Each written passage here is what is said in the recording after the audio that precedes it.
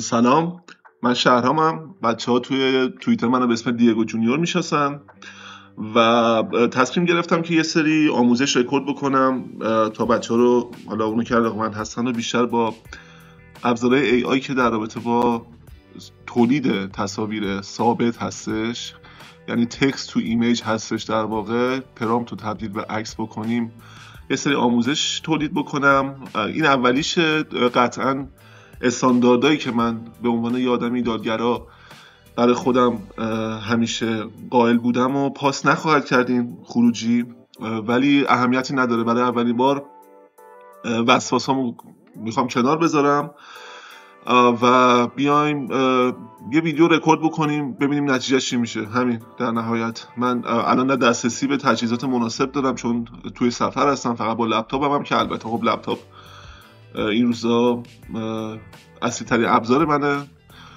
و همین با هم دیگه میریم جلو، ببینیم نتیجه چی میشه. امیدوارم که راضی باشین. حالا دیگه ببخشید اگر کوالیتی صدا پایینه، تصویر فلانه، ابعاد تصویر درست نیست. من فقط استارتو زدم، هیچ اسکریپتی هم آماده نیست، فقط میخوایم بریم جلو.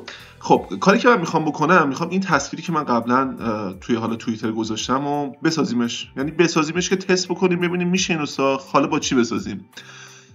ببینید، من همونطور که قبلا هم برای خیلی ها توی کامنت ها توضیح دادم، متاسفانه که نمیشه بهش گفت، بچه ها دنبال ابزارهای رایگان هستن. یعنی اولین چیزی که من مثلا یه اخبار یه ای آی اومده، من میذارمش توی توییتر که حالا این روزها تنها سوشالی هستش، در واقع این روزها که سالهاست تنها سوشال هستش که من توش فعالیت دارم. بچه ها اولین سوالی که من میپرسن اینه که آقا این رایگانه؟ مثلا همین اولین سوال اصلا همینه. خب بعد خب من حق میدم بهشون که دنبال ابزار رایگان هستن، چون خیلی ابزار خوب رایگان داریم، ولی من یه چیزی رو مشخص کنم از همین الان. بچه‌ها، ابزار رایگان خوب واسه تولید در واقع ای آی وجود نداره. خب منظور چیه؟ منظور اینه که شما نمیدونم یه کوالیتی خوب بخواید داشته باشین، یه ایمیج تو تکست تو ایمیج، ای آی تکست تو ایمیج، یا هر ای آی، مثلا نمیدونم ای آی که ویدیو میخواد تولید بکنه، ای آی که قراره در واقع صدا رو تغییر بده، صدا رو شما باهاش در واقع تولید بکنید. تمام اینا ابزارهای پولی هستن. چرا؟ چون که سخت افزار به شدت قوی میخواد. به شدت قوی منظورم که سخت افزار قوی میخواد دیگه. شما برای تولید یه عکس همینطوری یه کارت گرافیک حداقل RTX میخواین. خب نمیدونم، شاید بشه با کارت گرافیک های مثلا چه میدونم 2060 و اینا شاید بشه انجام داد، ولی پیر میشین. کما اینکه شما حتی با یه کارت گرافیک سری 40 هم قراره که اذیت بشین. خب و اینو در نظر داشته باشین. من خیلی کوتاه بگم که دنبال ابزار رایگان خوب نباشین. شاید در آینده این اتفاق بیفته، الان ولی برای تولید نرم افزارها و سرویس های مرتبط با ای آی نیاز هستش که سخت افزار در واقع قوی استفاده بکنم و این هزینه داره، رایگان نیست. همین. ولی خب من امروز میخوام یه ابزار رایگان بهتون معرفی کنم، پلیگراوند. رایگان به این معنی که ببین رایگان کامل نخواهد بود، خب ولی من این ابزار رایگان حساب میکنم. چرا؟ اسمش پلیگراونده، playgroundai.com. URLش هم اینجا هستش. حالا نمیدونم مثلا یوتیوب کپشن میذارم، هر چی که دم دست باشه. این حالا واردش میشیم، توضیح میدیم در رابطه با این که اصلا چجوری کار میکنه، چیکار میکنه، چیزی توضیحات داده. حالا از نظر خود وبسایتش هم یکم سنگینه این صفحه اولش، به قول بچه‌ها خیلی جینگولش کردن دیگه، فرانتو ریختن تو. شما کاری با این نداریم. شما در واقع با بخشایی که کار دارین، کامیونیتی هستش، مهمترین بخشش حالا بخش کرییتر که وقتی که لاگین بکنیم فعال میشه و همین فقط اینو داشته باشید playground.com. حالا پلیگراند چیکار میکنه بچه‌ها؟ من توضیح بدم. ببینید، یه سری ابزارهای لوکال داریم برای اینکه ما از AI استفاده بکنیم. AI اینجا منظورم من فقط تصاویر ثابت دو بعدی، حالا با کوالیتی های مختلف، یعنی میتونه تو سبک های مختلف باشه، دیجیتال آرت باشه، عکس واقع گرایانه باشه، هرچی. خب هرچی عکسی که شما با AI ایمیج تکست تو ایمیج در واقع تولید میکنیم، مثل میدجرنی، مثل لئوناردو، مثل استیبل دیفیوژن که خود من استفاده میکنن، تمام این ابزارهایی که در نهایت به شما یک خروجی میدن که اون خروجی تصویر خواهد بود، حالا JPEG PNG مهم نیست. خب این ابزار هم همینه. این سرویسش خیلی جالبه، کلا این مثلا دوست داشتنی وبسایت به نظر من. خب من لاگین کردم اینجا میبینید کرییت فعال شده، حالا نوتیفیکیشن اصلا اینا هیچ کاری نداریم. این پلناشه. خب پلن فریش میگه که آقا روزی 500 تا عکس شما میتونید روزانه خروجی بگیرید و این عکس هم میتونه استفاده تجاری بکنید که این اصلا چرته. خب مثلا شما تو کسی نمیتونه جلوتر الان بگیره که این عکس رو استفاده تجاری بکنی، ولی احتمالاً منظورش اینه که ما مثلا واترمارک نمیزنیم روش. خب یعنی میتونی آزادی. خب خلاصه که دمش گرم. به نظر من این سرویس با توجه به این هزینه‌های سخت افزاری داره خیلی به یوزر در واقع حال میده، راحت بگم. پس ما با این کار داریم پلن فریش. حالا دوست داشتین مثلا مشکلی واسه پرداخت ندارین یا سخت افزار قوی ندارین و میخواین یه ابزار خوب واسه تولید در واقع ایمیج داشته باشیم، من اینو پیشنهاد میکنم، چون چالش خیلی از بچه هست که آقا ما مثلا سخت افزار خوب نداریم. این آقا ابزار خوبی اگه میخواین استفاده کنید. چرا میجرنی هم خیلی خوبه، لئوناردو خوبه، هر ابزار دیگه که حالا مثلا بینگ به نظر من به درد نخوره، خوب بوده یه زمانی خوبه واسه خودش، ولی در نهایت میذاره کنار سرویس های دیگه. شما در واقع اون تسلطی که روی ابزار دیگه داری روی بینگ نداریم. الان نمیخوام واردش بشم، من بخوام توضیح بدم میریم توی بحث دیگه. پس ما از این استفاده میکنیم. در نهایت شما میخواستیم باز به یه ابزار خوب دسترسی داشته باشید، من اینو پیشنهاد میدم. چرا شو جلوتر میگم. خب ما لاگین کردیم، ساختیم فلان و اینا، این کامیونیتیشه. خب این کامیونیتی چیکار میکنه؟ من اصلا اینا رو قبلش توضیح میدم تا برسیم به بخش کرییت. نکنی این کامیونیتی میاد در واقع آدمای دیگه که اومدن تصاویر رو تولید کردن و با همین AI با همین ابزار پلیگراوند صرفاً اومدن کار تولید کردن، کاراشونو میذارن با بقیه به اشتراک میذارن و نظراتو مثلا بقیه رو میپرسن، شما میتونید فالو بکنید. مثلا بخوایم ما یه کاریو باز بکنیم ببینیم که مثلا کدومو باز کنیم. دنبال گربه بودم ولی خب اینو مثلا باز میکنیم. این بانوی محترمو اینجا مثلا این آقای یا خانم یا هر چی که نمیدونیم جنسیتش چیه، JJFU. خب این JJFU یوزر طرفه، فالوش میتونیم بکنید و اومده یه عنوانی در واقع برای کارش گذاشته، Ultra Detailed Digital Art Masterpiece. این عنوانشه. این چیه آقا؟ خیلی سوال خوبیه. این پرامپت چی کار میکنه؟ پرامپت در واقع اون توضیحاتی هستش که شما میدید که این تصویر رو از AI درخواست بکنید. خب ما زبان صحبتمون با AI از طریق همین پرامپته، واسش می‌نویسیم، میگیم ما اینو می‌خوایم و اونم میره و انجام میده. ما به همینا میرسیم. آقا سیت چیه، مدل چیه، همینا رو ما بهش میرسیم جلوتر. شما اینو داشته باشین تا من یه عکس دیگه هم باز بکنم که بتونیم یه بخش دیگه هم کار رو ببینیم. مثلا اینم نداره. خب ببینید یه بخش هم داره، حالا به جز خود پرام یه بخش نگاتیو داریم.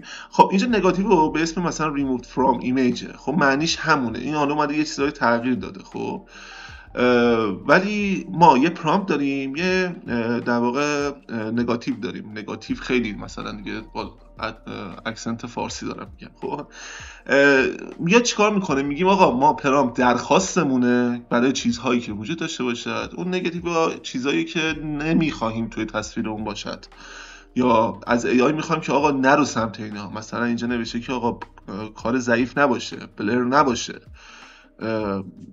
بد نکشیده باشه، واترمارک نداشته باشه. پس ما یه پرامپت داریم، یه دونم نگاتیو داریم که این دوتا رو بهتون گفتم، جلوتر باز در موردش توضیح خواهم داد.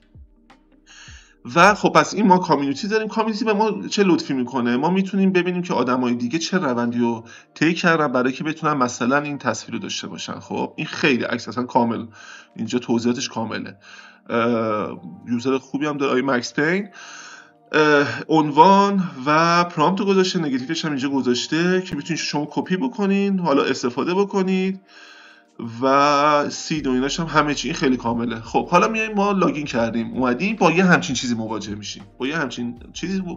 این کنترل داشبورد ما، این در واقع داشبورد ماه برای اینکه بتونیم از AI درخواستمون رو داشته باشیم. خب من یه توضیح کلی میدم، شاید تو همین ویدیو، نمیدونم الان واقعا فقط دارم رکورد میکنم، شاید توی ویدیو بعدی کاملتر همه چی رو توضیح بدم. اما در کل ما با این کنوس کاری نداریم، اصلا فعلا اصلا واردش نمیشیم.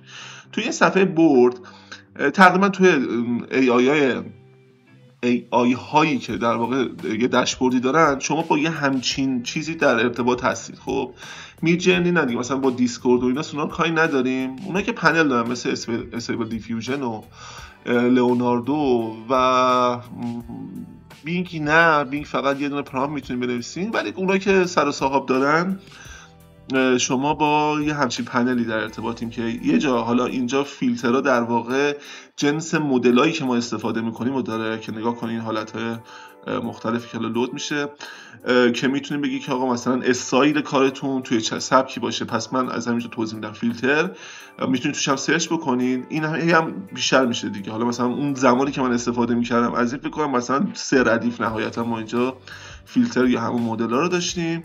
اینا چی هستن؟ اینا در واقع مدلایی هستن که این AI بر اساس اون ترین شده. یعنی ترین شده یعنی چی؟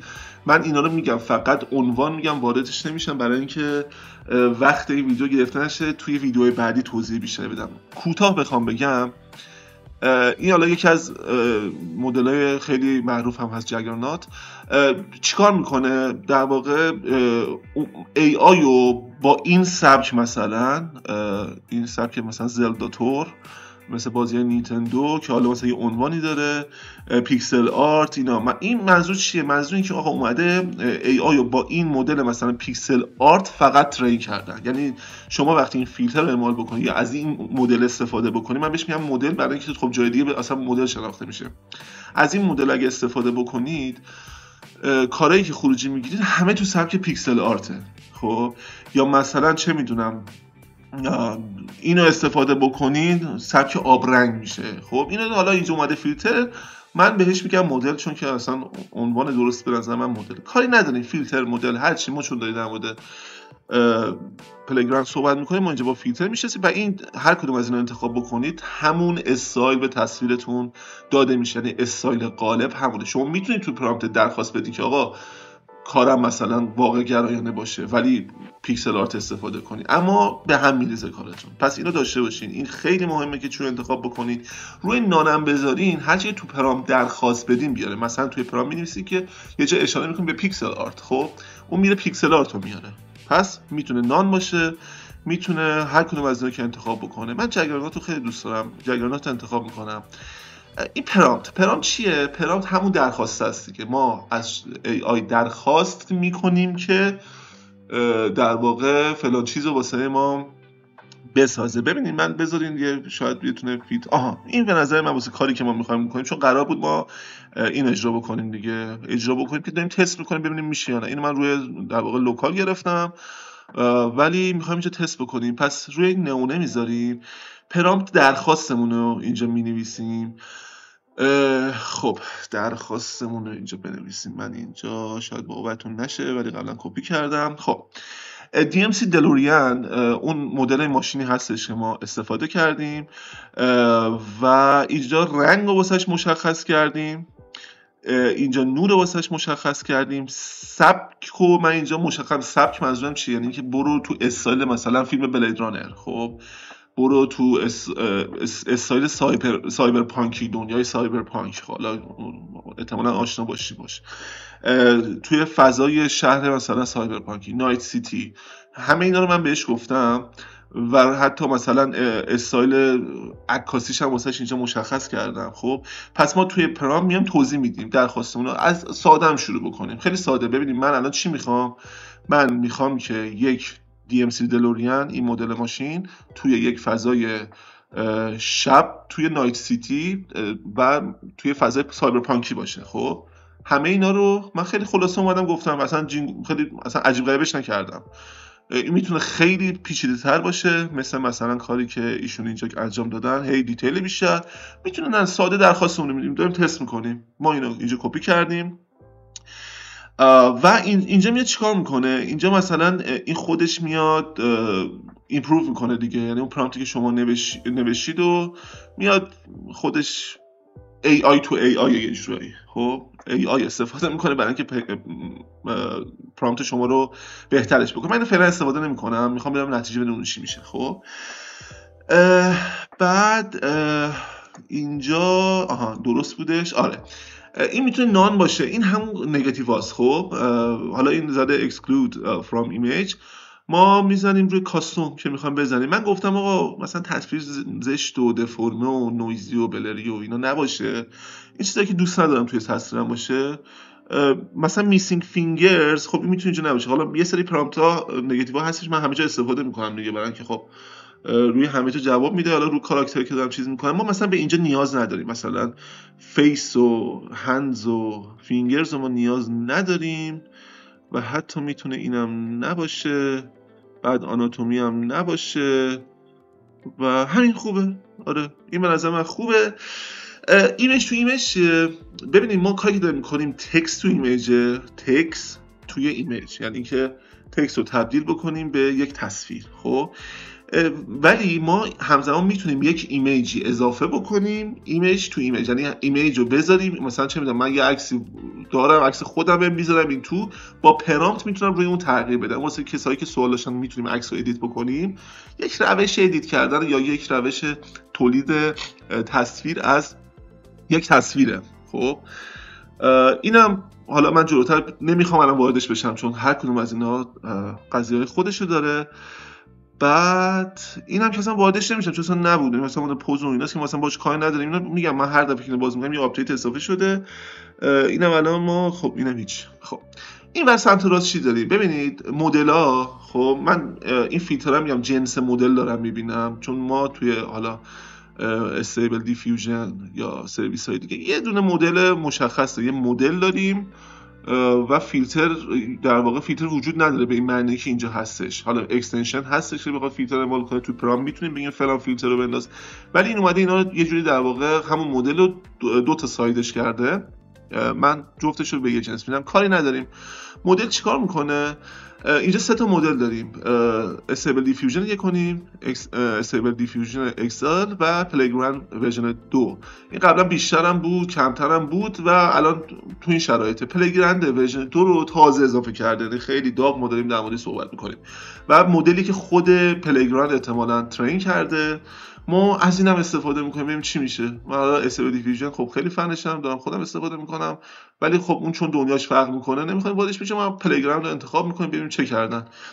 اینجا چیکار میکنیم؟ اینجا سایز عکسمون رو انتخاب میکنیم. ببینید انتظار نداشته باشین چه روی لوکال چه روی سرویس های آنلاین خروجی مثلا چه میدونم 2000 پیکسل در 3000 پیکسل به شما بده. نه، خیلی فشار میاره. حتی با کارت گرافیک های خیلی قوی هم شما امکان داره که ارور بگیرید و اصلا کرش بکنه سیستمتون.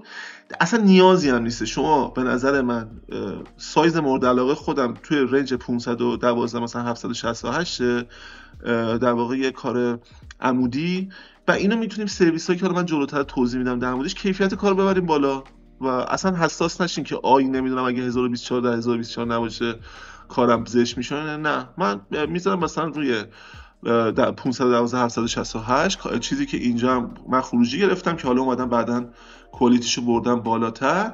512 در 512 میشه گذاشت. بزنین 512 بذارم که چیز نشه. حالا میگه که آقا مثلا شما میخوای کیفیت بالاتر بگیری برو پلن پولیمونو بگیر که خب حقم دارم، واقعا همینم دارن سخت افزار مایه میزنن دیگه واسه یوزر، کاری نداریم.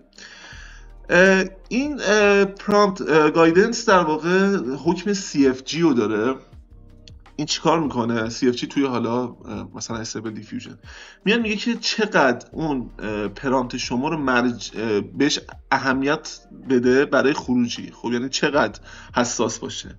معمولا ما اینو میذاریم روی 7 یا بیشتر هم میشه گذاشت کمتر هم میشه گذاشت. این 7 نداره و میتونیم دیفالت همون 3 میذاریمش، روش حساس نمیشیم. هر کدوم از تغییر بدیم حالا تاثیرش رو میبینیم. بعد این کوالیتی و دیتیل رو داریم. کوالیتی دیتیل هم اون در واقع حساسیت های واسه این که چقدر روی کارتون وقت بذاره در واقع AI. این مثلا هر چقدر پایین تر باشه کوالیتی کارتون کوالیتی به معنای کیفیت نهایی نیست، به معنای حساسیت ها واسه بخش های مختلف تصویر، واسه بازسازی بخش های مختلف تصویرتونه. این اما من 25 مثلا یا 24 خیلی عدد خوبیه، معمولا بالاتر هم میتونه بذاریم، من 25 رهاش میکنم چون دیفالت من 24 در نظر میگم. 25 خوبه. سید بهش ببینید، سید در واقع حالا جلوتر بهش میرسیم، هر تصویری که شما جنریت میکنید یک سیدی داره. حالا بچه‌ای که تورنت استفاده کرده باشن معنای سید و لیچ و اینا رو به یه چیز دیگه میشناسن، ولی اتفاقی که میفته توی سید، شما فکر کنید هر عکسی که جنریت میکنید یک شناسنامه‌ای داره. خب یک کدی داره که شناسنامه اون کاره. شناسنامه تو چه شرایطی؟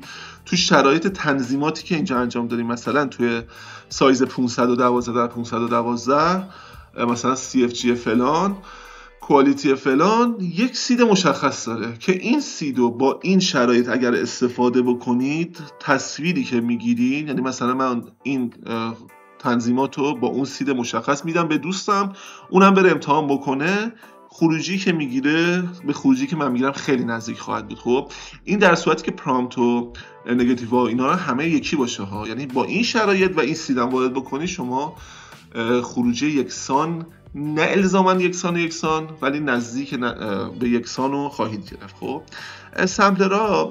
سامپلرها در واقع چی هستن؟ این ببینید میاد در واقع ما مدل‌های مختلف، اینکه چطور روی تصویر کار بکنن باز شرایط یکسانی ندارد. خب یه بخشیش همین سامپلر هاست که یه دونه ما توی چیز داریم به اسم، بذاریم نمیدونم چه اسکرول نمیشم، اسکرول شد. ما خودمون مثلا توی استیبل دیفیوژن از این استفاده میکنیم، DPM++, 2M فلان، یا از این بالاییش، این دوتا که حالا استفاده میشه. ولی اینجا نگاه کنیم پروش کرده و خب این بالاخره مدل تجاریشه که داره استفاده میکنه، کاری بهش نداریم. ما میذاریم رو همین بمونه دیفالت.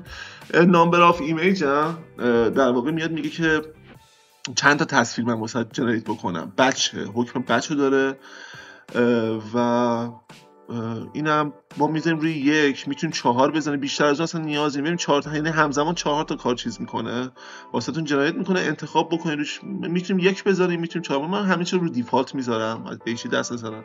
پرایوت سشن هم میاد میگه که در واقع شما خب میاد میگه که آقا من نمیخوام این تصویر بره تو پروفایلم. خب شما میتونه فعال بکنید، میتونه فعال نکنید. من ترجیح میدم حقیقتا، چون دارم تست میکنم و زیادم مثلا اهمیتی هم نداره که بقیه کارو منو ببینم، اینو همیشه آنش میکنم که پرایوت باشه.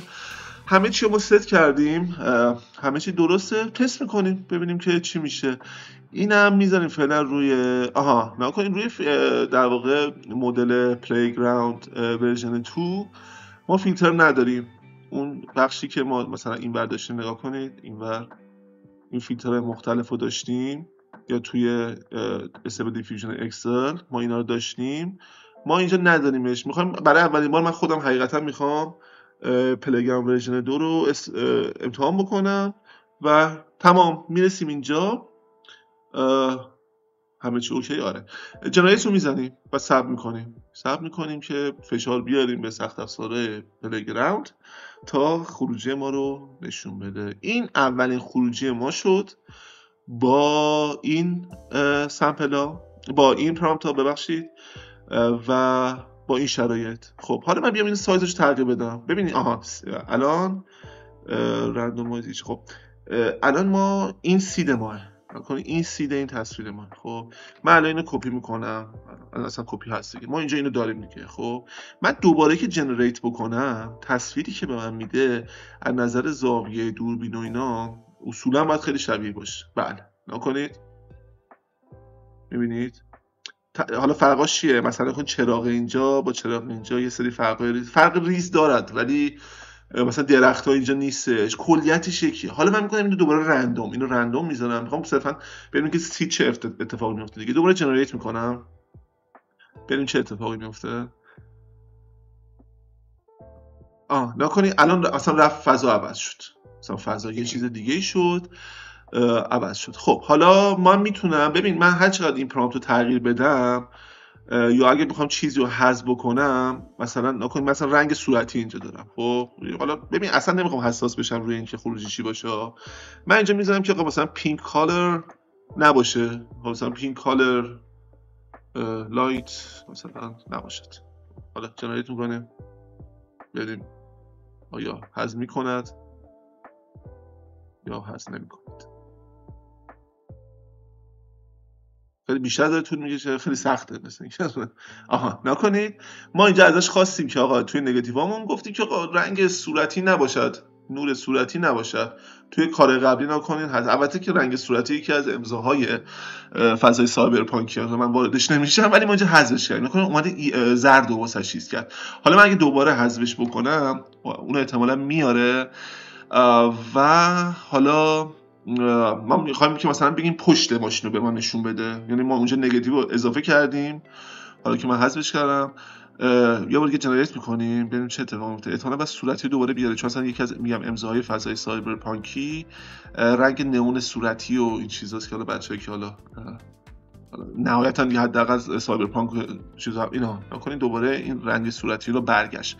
خب اینجا همش ما میبینیم که داره چیز نشون میده، از زاویه جلو نشون میده. خب ما میگیم که مثلا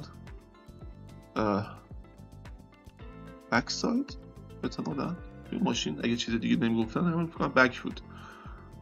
تست میکنیم چون من به وقتش که لازمه انگلیسی کلا چیز میشه چی یادم میاد. آره درست شد. منم توی پرامپت هم درخواست دادم که خب من میخوام بک باشه تا ابد من الان از این خروجی بگیرم. اگر اینو بردارم، اگه این درخواستم از پرامپت بردارم و از AI نخوام که به من پشت نشون بده، این تا ابد رندوم نشون میده. نکنین میتونه جلو باشه، میتونه کنار باشه، میتونه پشت باشه، ولی وقتی بهش میگم بک رو فقط واسه من جنریت بکن، من هر چقدر که از این درخواست در واقع دوباره بخوام که واسم بسازه نکنین پشت رو میسازه. میبینید تا ابد این اتفاق میفته. خب حالا من سعی میکنم که الان میگم یه تست دیگه بکنیم. من اینو میذارم روی 512 یه تست دیگه میگیرم، اینم میذارم که توی مرکز باشه سنترد. خب یه جنریت میکنم. این الان خواستم که ماشین در واقع آبجکتم توی مرکز تصویر باشه. امیدوارم که بازم این اتفاق بیفته و درست انجامش بده. حالا هدف نی الزاما این باشه ها. خب این اصلا ببینید من وقتی که سایز رو تغییر دادم این به هم ریختش. خب به هم ریختش و این به نظر من شاید یه باگ پلیگراونده، چون قاعدتا نباید اتفاق بده. بای دیفالت خودش میفهمه که آبجکت باید توی تصویر باشه. من اینو حالا دیدم که این اتفاق میفته توش، روشم نمیخوام زیاد حساس بشم. برمیگردم به همون 512 و یه بار دیگه جنریت میکنم. میگم نمیخوام زیاد الان درگیرش بشم که الزاما همین عکس رو که 1000 سال به اون نمیده. 1000 سال که میده خیلی سخت‌تر میده با اون چیزی که حالا من خودم دارم کار میکنم، خودم روش با کمکی که دوستان ایمان وقت گذاشتم و داریم ترینش میکنیم. اصلا نمیخوام وارد اون بشم، ما همینو کار داریم. خب آقا ما با پلیگراوند ورژن 2 روی فیلتر مثلا نانش اصلا فیلتر دیگه نداره اومدیم کار کردیم. خب حالا ما نمیخوایم فضای سایبرپانکی باشه. من اینم یه تست میکنم، هر چی که مربوط به سایبرپانک و بلید رانر و فلان و ایناست رو حذفش میکنیم، نایت سیتی رو حذفش میکنیم. خب بذاریم من اینم میتونیم برش داریم. یعنی ساده چی شد؟ عذرخواهی میکنم. خب یعنی خیلی ساده شد، اصلا هیچ اصلا پرامپت بدبخت ندادیم. یه درخواست من بهش میدم ببینم چی میگه. خیلی بد رندوم میزنه دیگه، میتونه هر چیزی باشه. هر چقدر پرامپتتون کمتر باشه میگم اصلا یه سری رئال فلان شد دیگه، از اون فضای سایبرپانکی در اومد. چون من درخواستمو حذف کردم. خب حالا من میزنم اولترا ریالیستیک، همیشه هم ریالیستیک رو اشتباه میزنم درست، و هایپر ریالیستیک. این هی دارم تاکید میکنم که عکس میخوام ریالیستیک باشه. نچرال لایت میخوام نور طبیعی باشه و میتونه دیلایت نور روز باشه. بعد مثلا میتونم واسهش مشخص کنم که توی خیابون باشه، استریت ویو. بعد ببخشید استریت ویو یه جنریت میکنیم همینا، ببینیم چی میشه. البته من برمیگم دوباره به پرامپتی که قبلا نوشتیم، ولی خب اینو فعلا داشته باشیم ببینیم چی میشه دیگه. به به اینجوری شد. خب حالا من این بک سایت رو حذف میکنم، بک سایت رو حذفش میکنیم که یه عکس دیگه رو بده. بعد من حالا اون عکس رو میخوام، یعنی همین پرامپت رو یا پرامپت قبلیمونو یه تستای دیگه باش میکنیم. من حالا نمیخواستم اینجا درش اومده وا کرده و چقدر این ماشین خوبه. این ماشین اصلا واردش نمیشیم. خب ببینید از این اتفاق میفته دیگه، مثلا درشو وا میکنه، درشو میبنده. خب ما تا الان چند تا خروجی گرفتیم، تا نزدیک مثلا چند تا 7 8 تا خروجی گرفتیم. من برمیگردم به در واقع اون چیز اولم، این اولیش بود. یه بار دیگه جنریت میکنم. پروسه خیلی به نظر من باحال دیگه. شما هی تلاش میکنین که اون عکستون رو بهتر بکنید و اصلا همین جوری که یاد میگیرین، در واقع همین جوریه که جلوتر یاد میگیرین. این بخش پرامپت هم توی هر کدوم از سرویس ها این هم عکس خوب شد. نکنین رفلکس نور نگاه کنید و نکنین توی AI مختلف. دارم یه فیلم رفلکس اصلا واژه درستی بود کاری نداریم. توی AI مختلف شما زبون متفاوتی واسه پرامپت دارین. خب مثلا توی میدجرنی یه جور صحبت میکنیم با پرامپت، خیلی متفاوت نیست، دستورهای ریز متفاوتی داره. توی لئوناردو همینطور، ولی بیسش همونه. شما تا زمانی که همینجوری با این زبون اینجوری صحبت بکنه همشون میفهمن. بخواید تخصصی تر نگاه بکنید خیلی پیچیده‌تر میشه. ما الان واردش نمیشیم. من میخوام چیکار کنم؟ من این پلاگین رو تست کردم، حالا میرم روی استیبل دیفیوژن XL، یه دونه روی نانش من تست میکنم. میخوام فرق رو فقط نگاه بکنی که یک مدل چقدر میتونه تفاوت ایجاد بکنه در واقع روی خروجی. نکنی اصلا رفت تو این سبک، نانو گذاشتم چقدر نزدیک شد، نکنی بیشتر داره میفهمه. برای همین من اصلا چون اینم با استیبل دیفیوژن گرفته شده و اصلا فضایی که اینجا داریم و حالا من اگه بتونم بزرگترش هم بکنم، از نظر استایل کار و رنگ و نکنه خیلی داره شبیه میشه. جالب شد. حالا من میام چیکار میکنم؟ میام مثلا میذارمش روی این که با فضای ما اون فضای نئون و اینا خیلی میخونه. یه بارم با این جنریتش میکنم. ما در واقع اومدیم مدل انتخاب کردم استیبل دیفیوژن اکسل و اومدم اینجا فیلتر نئون استفاده کردم. ببینیم که چه خروجی به ما میده. اذیتش هم داریم میکنیم. خب خروجیش اینجوری شد. میبینید استایل ریز داره تغییر میکنه. خب من حالا مثلا بیارم اسمش روی جاگرنات یکم باید پرامپت من متفاوت بکنم اگر بخوام که اون بحث ریالیستیک رو بهش اضافه بکنم. این یکم بد شد. ریالیستیک اولترا ریالیستیک. بعد ازش میخوام که به دیتیل اهمیت بده. ببینید قشنگ داریم صحبت میکنیم که آقا های دیتیل و همین اینا جنریت میکنه. ببینیم چی بهمون میده.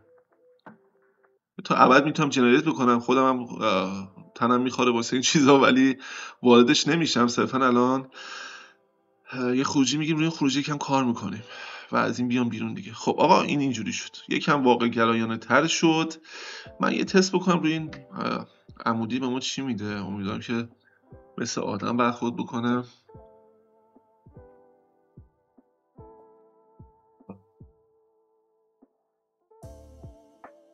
یکم سایز تغییر میکنه، فشار بیشتر. به به به به. این بدن آقا این عکس خوبه، حساس نمیشیم. خب ببینید ما میتونیم که درخواست بکنیم که آقا تمام این آدما مثلا مدلشون فرق بکنه، واقع گرایانه تر بشن. من فکر کنم مثلا اینو اگه یکم برش داریم، آدما یکم استایلشون تغییر بکنه. اینا چیزایی که با تجربه دست میاد دیگه. یعنی هی میرین جلوتر، ریز میشین روی کارتون. اینا رو باید خودتون وارد بکنید که هیچ اصلا اهمیت نداره، هیچ مهم نیست. مهم نیست. خب ما اینجا چی داریم؟ یه سری اکشن داریم، یعنی این که الان عکسمون اصلا فول بازی میکنه کاری نداریم، جزئیات هم بدی توجه نکنیم، مثلا دی ام سی اونجا نوشته اینا. خب حالا میایم چیکار میکنیم؟ آقا ما این عکس خواستیم، میخوام که این عکس رو کیفیتش ببریم بالاتر. من دیگه وارد داستان سید و اینا نمیشم. نکنید الان این سید این عکس منه. خب الان شما با این مشخصات، با این پرامپت، با این نگاتیو، با این تنظیمات سایز و فلان و اینا و با استفاده از فیلتر جاگرنات و مدل استیبل دیفیوژن اکسل و این مشخصا این سید اگر وارد بکنید توی پلیگراند خودتون به این تصویر خواهید رسید. امتحان بکنید میدونم. خب حالا اکشن ها چیکار کنه؟ ببین من خودم اکشن خیلی وقت باز نکردم. من اینو مثلا چه 9 ماه پیش 10 ماه پیش استفاده کردم. چیکار میکنه؟ خیلی جالب شده. مثلا یو آی اونش هم خیلی خوب شده. ادیت میتونید بکنید. خب ادیتینگ کم خب چه من وقتی اینو میزنم بعد باز نگرش دیگه. دانلود میتونی بکنی، وریانت میتونی بگیری. از وریانت هم که دیگه خیلی جالب، حالا بهتون توضیح میدم. البته بیرون از اینم این باید وریانت باشه اگه اشتباه نکنم. بله این وریانت. و ریموو بک‌گراند میتونی بکنی. آپ اسکیل میتونی بکنید. آپ اسکیل با مثلا 4x 4 برابر میتونه. ببینید این سرویس قشنگ داره رایگان به شما خدمات میده و خیلی جالبه. شما مثلا توی میدجرنی اگه بخواید اینو بگیرید پول بدید. بله همین این سرویس خیلی ارزشمنده. حالا وریانت چیکار میکنه؟ بچه‌ها که فیلمو کار کردن میدونن. ما اینو وریانت رو میزنیم، میاد از همون عکس خودمون. این الان یکه داره یه دونه عکس میگیره، من 4 تا بزنم 4 تا وریانت میگیره. از همین عکس خودمون با همین شرایط میاد در واقع یه خروجی دیگه میگیره که مثلا نکنید آدمه رو میبینید، آدمه رو نکنید. حالا من با موس که میرم روش، این آدمی که اینجاست. خب توی تصویر پایین نداریمش ولی باقی استایل صفحه شبیه همه. خب اینو دیگه امیدوارم متوجه شده باشین چه. حالا من اینو بزنم 4 و یه 4 تا وریانت به من میده. میبینید حالا دیسپلی مانیتورم حالا نسبت به سیستم خونه یکم کوچیک‌تره و یکم حالا خودم مجبورم اسکرول بکنم. شما هم ببخشید دیگه، بدن امکانات همین. خب بله میگه که شما نسخه فلان اینا. خب الان واسه من 4 تا وریانت مختلف گرفت. می‌بینی آدما تغییر کردن، شادو یکم فرق میکنه و این نمیدونم چی آتاری اضافه کردن چیه رو زمین. میتونی چیز بکنید دیگه. این نکن سید من هنوز سید من خب برداشتی. من چون وریانت گرفتم دیگه سید واسش اینجا اهمیتی نداره. و من همین عکس پایه‌مو حالا میخوام یه کار دیگه باش بکنم. من این عکس رو دانلود میکنم. خب من این یادم رفت، من این عکس خروجی گرفتم، بعد یادم رفت که اصلا باید 4 برابر مثلا خروجیش میگرفتم. خب ما این عکس رو میام آپ اسکیلش میکنیم به 4 برابر، یعنی از تمام خدمات این وبسایت داریم استفاده میکنیم برای اینکه بتونیم عکسی که در نهایت خروجی میگیریم کوالیتی بالاتری داشته باشه، کمتر اذیتمون بکنه. خب من این عکس رو 4 برابر میگیرم، حالا مثلا میشه تقریبا فکر کنم 2000 در فلان پیکسل. ثبت میکنیم، الان به من میده دانلود میده.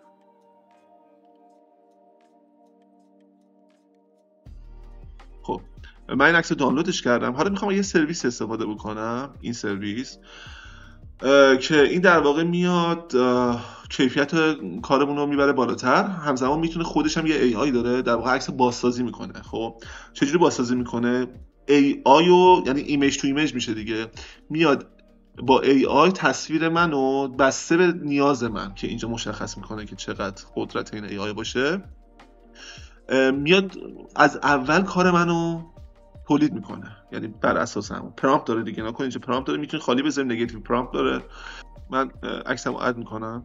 خب عکس من اد شد، عکس من اینجا اضافه شد. ببینید اینجا میگه که آقا میخوایم 2 برابرش. این سایز دیفالت منه فکر کنم تقریبا، حالا تو این مایه ها میشه 1 برابر بزرگترش کرده. خب ما میایم مثلا میرسونیمش اینجا. یعنی این رنگش عوض میشه، رنگ اینو نگاه کنید، میگه که آقا هر چقدر سبز باشه بهتر. یعنی من تا اونجا زورم به خوبی میرسه، بیشتر از اون قرمز میشه دیگه، مثلا نارنجی میشه، عکس داستان میخوره. خب در واقع فاکتوری که واسه آپ اسکیل کردن استفاده میکنه. ما میذاریم 1.5 1.4 مثلا اوکی به نظر من. و اینجا هم نگاه کنیم بسته بر اساس اون سایزی که انتخاب کردی اینم نارنجی و فلان میشه. یعنی قرمز میگه که آقا نکن که این منظورش اینه که کمتر ای آیش تاثیر میذاره، کمتر از توان پردازشیش واسه اینکه عکس شما رو کوالیتی ببره بالاتر استفاده میکنه. هرچقدر بریم بالاتر بازم به داستان میخوام مثلا تو ناحیه سبز نگرش میدارم. خب الان قرار نیست ما در مورد اصلا این سرویس کریا یا هر چی که اسمش هستش تلفظش از این در واقع استفاده بکنیم. کریا هم میتونم بگن حتی مثل ایریا، حالا کاری نداریم. من چون ارلی اکسس دارم به این دارم ازش استفاده میکنم ببینیم کارمون چقدر میتونیم استفاده کوالیتی بره بالاتر. اینجا ما پرامپت داریم، نگاتیو هم داریم. من اینا خاصا خالی میذارم کاری ندارم، من فقط میخوام این عکسم کوالیتی بره بالاتر. خودش هم یه کارایی میکنه، حالا تاثیرش رو میبینیم. من این هندزو میزنم.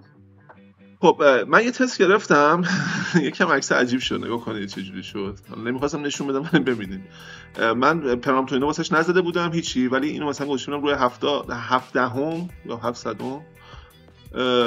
و در واقع خروجی که به من داد اینجوری شد. نگاه کنید اومده در رو مثلا شبیه دست، مثلا عجیب غریب شد. مثلا آدما رو جالب کرده، اومده سعی کرده که ریال ترش بشه، ولی من دلیل مثلا درخواست نکردم که اینو بخواد واقعی گرایانش بکنه. ولی خب این حالا کاری که کردی، یه خروجی که گرفتم این خروجی، ولی این دفعه اومدم همون پرامپتی که من توی پلیگراند استفاده کردم به علاوه نگاتیو اینجا استفاده کردم. خب و بعدش درخواستم و این درصد ای آیش هم آوردم پایین‌تر که کمتر در واقع از ای آی استفاده بکنه و خروجیش جالب شد. نکنید یکم شارپ ترش کرده، آدما رو یکم اومده دیتیل لباسا رو نگاه کنید تغییر داده و اینو میتونم به عنوان یه خروجی، اولین خروجی از اولین آموزش همینجوریمون قبول بکنین از من. توی نور و اینا هم نگاه کنید اومده دیتیل، مثلا توی این ناحیه دیتیل و تکسچره یکم دیتیلش بیشتره و ما هر چقدر درصد اینا رو بالا پایین بکنیم این در واقع تغییر میکنه. خب من الان یه بار تست میگیرم، همین الان دوباره قبل اینکه ویدیو رو تموم کنم یه تست دیگه میگم بهتون نشون میدم. خب من اینو در واقع استرنگثش رو بردم بالاتر و 0.75ش کردم با همون پرامپت و این نتیجهشه. الان بهتون نشون میدم نتیجه رو. بزنیم بیام مرکز نگاه کنید این نتیجهشه و خیلی باحال شد به نظر من. در واقع اومد کارمانو یه پله چند پله در واقع برد بالاتر. من راضیم، یعنی به عنوان یک خروجی همینجوریمون خیلی راضیم. ببین تکسال زیاد معنی نداره، تمام اینا رو ما میتونیم با پرامپت بهش معنی بدیم. مثلا درخواست بگیم، من واردش نشدم توی ویدیو اول و این شد اولین خروجی ما. در واقع این خروجی همون سادهمون بود و ما حالا اومدیم از این سرویس کریا استفاده کردیم و این شد. من اینو دانلودش میکنم. خب این عکس اول ما بود که ما حالا الزاما نمیخواستیم همین رو در بیاریم ولی همین فضا رو مد نظرم بود. اینجا خب میبینید که کوالیتی کار اصلا متفاوته و اصلا با یه در واقع روال دیگه خروجی گرفته شده. من خودم روی لوکال گرفتم ولی تلاش کردیم که آقا یه سرویس رایگان ما استفاده بکنیم بدون که بخوایم از سخت افزار خودمون رو گریه بندازیم، فشار بهش بیاریم، سخت افزاری که حتی نداریمشو، و بدون هزینه از AI استفاده بکنیم، لذت ببریم، تجربه کنیم، پرامپت رو تجربه بکنیم، کلا کار با AI و تکست تو ایمیج رو تجربه بکنیم. این عکس بیس ما بود. این چیزی بود که ما از در واقع پلیگراند تونستیم خروجی بگیریم و حالا اینو بردیم تو سرویس در واقع آپسکلمون و نتیجهمون شد این و ماماسیتا کالچلا. به نظر من راضیم چون خیلی رندوم واقعا تو همین ویدیو بدونی که از قبل برنامه ریزی کرده باشم اومدم اینو خروجی گرفتیم و به نظر من خیلی قابل قبوله. زیاد حالا میشه خیلی بیشتر وقت گذاشت روش ولی نگاه کنید نظر انعکاس رنگ، انعکاس نورها روی زمین اگه دقت بکنید، نمیگم خیلی حالا چیز نزدیک به اینه ولی تفاوتی زیاد احساس نمی‌کنیم. البته که به لطف این سرویسه ولی تو همون عکس پایه خودمون هم داریم اینو می‌بینیم و حتی تو این عکس پایه خودمون میتونیم با پرامپت درخواست بکنیم ازش که بهتر و بهترش بکنه. ما در واقع اومدیم از این سرویس کری یه جور تقلب کردیم برای اینکه بتونیم کارمون رو خروجی بهتری داشته باشیم. این سرویس هم قرار نیست رایگان باشه. حالا من ارلی اکسس بهش دسترسی دارم، قرار نیست رایگان باشه، هیچ وقت شاید نشه، مثلا آدما نتونن بهش دسترسی پیدا کنن به خاطر هزینه‌های ایناش، ولی ما ازش استفاده کردیم. اما شما هم بخواید بدون استفاده از همچین سرویسی یا همچین خروجی در نهایت داشته باشه، امکانش هست، منتها باید وقت بیشتری بذارید با پارامترهای مختلف، مثلا هی جنریت بکنید یه عکس رو بهش رسیدین، سیدش رو بردارین، روی سید کار بکنید، یعنی اون سید ثابت رو کپی بکنید، دیتیل رو عوض بکنید، در نهایت میتونید به یه همچین تصویری هم برسید. یکم سخت‌تر. این ابزار اومده فقط راحت کرده، اصلا بحث ما هم در مورد این ابزار نبود، صرفا اومدیم پلگراند رو معرفی کردیم و همین. امیدوارم که از این ویدیو که بدون خیلی همینجوری واقعا من صبح بلند شدم رکوردش کردم، کم و کاسیاشو ببخشید اگه طولانی شد، عذرخواهی میکنم. کامنت میگن نمیدونم چیزی زنگوله و فلان و نه، اصلا هیچ اهمیتی نداره، دوست داشتین زنگوله‌مو بزنید، نمیدونم هر کاری دوست دارید بکنید. مرسی از همتون، تا یک ویدیو دیگه.